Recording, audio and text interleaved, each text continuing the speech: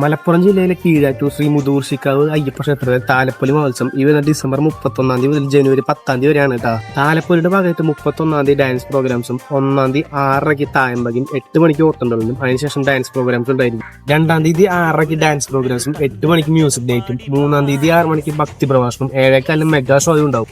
4 വൈകുന്നേരം ഡാൻസ് പ്രോഗ്രാംസും 7 മണിക്ക് ഗാനമേളയും 5 ഡാൻസ് പ്രോഗ്രാംസും 6 8 മണിക്ക് കഥകളി ഉണ്ടാവും. 7 വൈകുന്നേരം ഡാൻസ് പ്രോഗ്രാംസും 8 മണിക്ക് നാടൻപാട്ടും ഉണ്ടാവും.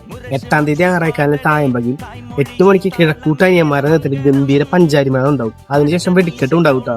9 ഭഗവതിക്ക് താലപ്പൊലി. അന്ന് ഉച്ചയ്ക്ക് 12 മണിക്കും വൈകുന്നേരം 6:45 പ്രസാദവും ഉണ്ടാവും.